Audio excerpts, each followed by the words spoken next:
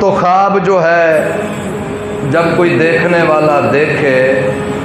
تو تعبیر پوچھنے والے سے جب پوچھے تو سب سے پہلے اسے کہے کہ میں نے خواب دیکھا ہے، پھر خاموش ہو جائے۔ آگے تعبیر بتانے والا جو ہے دعا پڑھے خواب کی، اس کے بعد اسے کہے کہ بولو تو آپ نے خواب میں کیا دیکھا، پھر وہ خواب اپنا بیان کرے تو تعبیر والا اس کی حال کے مطابق اس کے خواب کی تعبیر دے۔ خواب کی تعبیر رات کو نہیں پوچھنی چاہیے، اندھیری میں نہیں پوچھنی چاہیے، جب بارش آ رہی ہو اس وقت نہیں پوچھنی چاہیے، قبرستان میں نہیں پوچھنی چاہیے، اور منگل کے دن، بدھ کے دن، اتوار کے دن، ہفتے کے دن بھی خواب کی تعبیر نہیں پوچھنی چاہیے۔ بہترین خواب کی تعبیر کا دن جمعرات اور جمعہ فجر کی نماز کے بعد ہے، اس وقت معبر سے یہ خواب کی تعبیر پوچھے۔ اور یہ بھی ایک علیحدہ علم ہے کہ خواب دیکھنے والا اگر خواب بھول جائے تو تعبیر بتانے والا اتنا بڑا عالم ہو کہ وہ اسے کہے کہ جسم کے کسی حصے پہ ہاتھ رکھو تو وہ رکھے، تو یہ تعبیر بتانے والا اس کو خود خواب بتائے کہ تم نے خواب میں یہ دیکھا ہے۔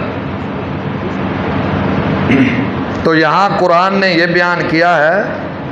کہ اللہ نے نبی پاک کے خواب کو جو آپ نے دیکھا اسے سچ کر دکھایا، اور آگے اس خواب کی تعبیر بھی قرآن نے بیان کی ہے۔ جو آقا کریم نے خواب دیکھا وہ خواب قرآن نے بلفظی اپنے الفاظ میں بیان کیا ہے۔ لَتَدْخُلُنَّ الْمَسْجِدَ الْحَرَامَ إِنْ شَاءَ اللَّهُ آمِنِينَ مُحَلِّقِينَ رُؤُوسَكُمْ وَمُقَصِّرِينَ لَا تَخَافُونَ، یہاں تک یہ خواب کی تعبیر ہے۔ یہی خواب آپ نے دیکھا کہ ہم مسجد حرام میں احرام باندھ کر داخل ہو رہے ہیں اور پورے عمرے کے جو واجب ہیں وہ ادا کرنے کے بعد سر منڈا رہے ہیں، کوئی قصر کرا رہا ہے۔ آقا کریم نے صحابہ کو بلایا اور انہیں یہ خوشخبری سنائی، کیونکہ صحابہ بڑے بے چین تھے کعبۃ اللہ کو دیکھنے کے لیے، اور آپ نے ان سب کو تیار کرایا۔ اب اگلی آیات کے اندر اللہ بیان یہ فرما رہا ہے فَعَلِمَ مَا لَمْ تَعْلَمُوا، میں جانتا ہوں مجھے علم ہے تمہیں علم نہیں ہے۔ یعنی یہ خواب کی حقیقت کب واقع ہوگی اس کا علم اللہ فرما رہا ہے مجھے ہے، ما لم تعلموا تمہیں نہیں ہے، یعنی نبی پاک کے جو صحابہ اکرام ہیں، یہ لم تعلموا سے مراد وہ ہیں، حضور نے انہیں بھی یہ بتا دیا کہ اس کی حقیقت کا علم میرے اللہ کو ہے، تمہیں نہیں ہے۔ اس کے بعد اللہ نے یہ بھی بیان کر دیا کہ خواب تو میں نے ہی اپنے محمد کریم کو دکھایا ہے، اور وہ خواب یہ ہے، اس کا علم مجھے ہے تمہیں نہیں ہے۔ فَجَعَلَ مِن دُونِ ذَلِكَ فَتْحًا قَرِيبًا، اب یہاں قرآن نے یہ اشارہ کیا ہے کہ اس خواب کے درمیان ایک واقعہ ظاہر ہوگا، یعنی فتح ہوگی، وہ اس کے دن بالکل قریب ہیں۔ تو اول میں نے خواب کے متعلق جو بتایا، جو خواب ہوتا ہے نا، دن والا خواب زیادہ سچا ہوتا ہے رات والے سے، اور رات کے جو آخری حصے کا خواب ہے وہ پہلے حصے سے زیادہ سچا ہوتا ہے۔ اور خواب کی اول جو تعبیر ہے وہ 3 دن، اس سے زیادہ 7 دن، اس سے زیادہ 1 ماہ، اس سے زیادہ 3 ماہ، اس سے زیادہ 7 ماہ، اس سے زیادہ 10 ماہ، اس سے زیادہ 12 ماہ، سال، آخری جو لمبی تعبیر ہے وہ 50 سال ہے۔ خواب 50 سال میں زندگی میں انسان کا سچا ہوگا۔ اب یہاں یہ خواب کی مدت نہیں بیان کی اللہ نے کہ وہ کب سچا ہوگا۔ من دون ذالک فتحا قریبا، اس کے علاوہ ایک اور بھی اللہ نے فرمایا تمہیں فتح عظیم حاصل ہوگی۔ اس آیات کے بعد اللہ رب العالمین نے نبی پاک کے بارے فرمایا اگلی آیات میں، والذی ارسل رسولہ بالہدی ودین الحق لیظہرہ علی الدین کلہ وکفی باللہ شہیدا۔ اللہ وہ ذات ہے جس نے تمہارے پاس اپنے رسول کو بھیجا ہدایت کا مرکز بنا کر، بالہدا، آقا کریم مکمل اکمل ہدایت کے مرکز ہیں، اللہ نے انہیں ہدایت کا مرکز بنا کر بھیجا، بدین الحق، جو ان کے پاس دین ہے وہ دین حق ہے، وہ سچا ہے، وکفی باللہ شہیدا، اگر ساری دنیا میں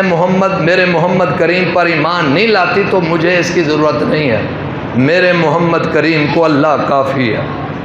اللہ نے اس آیات کے اندر نبی پاک کو یہ تسلی دی ہے کہ میں کافی ہوں آپ کے لیے۔ یہ آیات قرآن میں 3 بار نازل ہوئی ہے، 1,24,000 انبیاء کے لیے اس طرح کی آیات نازل نہیں ہوئی۔ پورا قرآن پڑھیں کہ اللہ نے آپ کو ہدایت کا مرکز بنا کر بھیجا ہے۔ دنیا میں کوئی بھی آقا کریم کی مدد نہیں کرتا یا آپ پر ایمان نہیں لاتا یا آپ کے دائرے محبت میں آپ کے دین میں داخل نہیں ہونا چاہتا تو قرآن نے اعلان فرمایا وکفی باللہ شہیدا، میرے محمد کریم آپ کو اللہ کافی نہیں ہے، کوئی آپ کا بنے یا نہ بنے میں رب آپ کا ہوں۔ یہ بہت بڑا چیلنج ہے اور بہت بڑی اللہ تعالیٰ کی طرف سے رسول اللہ کے لیے نوازش ہے۔ اب جو پچھلی آیات میں نے آپ کو سنائی ہے، پہلی دوسری کا میں نے آپ کو ترجمہ بیان کیا ہے، آقا کریم نے صحابہ کو اکٹھا کیا کہ چلیں عمرہ کر کے آتے ہیں، اور یہ عمرے کا ارادہ اپنے 1 ذی قعدہ 6 ہجری، یہ جو ذی قعدہ کا مہینہ ہے، یہ جو اب جا رہا ہے محرم الاشہر الحرام میں، یہ 1 مہینہ ہے، ذی قعدہ اسے کہتے ہیں۔ یہ عزت والا اسے ذی قعدہ اس لیے کہتے ہیں، اس زمانے میں چور اچکے چوری کرنے کے بعد گھروں میں آ کر اس مہینے میں یعنی ذی القعدہ، ذی الحج اور ذی المحرم تک اپنے گھروں میں بیٹھ جاتے تھے، لوگ سکون سے باہر زندگی گزارتے تھے۔ ذی القعدہ اسے اس لیے کہتے ہیں جیسے آخری قعدہ التحیات جو ہم پڑھتے ہیں، یعنی نماز ہماری مکمل ہوگی، وہ لوگ کمائیاں کر کے لوٹ مار کر کے گھروں میں آ جاتے تھے۔ جس زمانے میں مہینوں کے نام رکھے گئے تھے، حضرت آدم علیہ السلام کے بعد ان مہینوں کے بھی نام ان کی وجہ تسمیہ کے ساتھ رکھے گئے، دنوں کے نام بھی۔ تو ذی القعدہ کو ذی القعدہ اس لیے کہتے ہیں کہ یہ لوگ باہر سے گھوم پھر کے گھروں میں آ کر بیٹھ جاتے تھے، اور لوگوں کو باہر نکلنے میں خطرہ نہیں تھا کہ ہم جائیں گے تاجر تجارت کے لیے تو انہیں کوئی لوٹ لے گا، لوگ آسانی کے ساتھ آ کر حج بھی کر سکتے تھے، تجارت بھی کر سکتے تھے۔ اللہ رب العالمین سے دعا ہے اللہ تعالیٰ میری اور آپ کی حاضری قبول و منظور فرمائے۔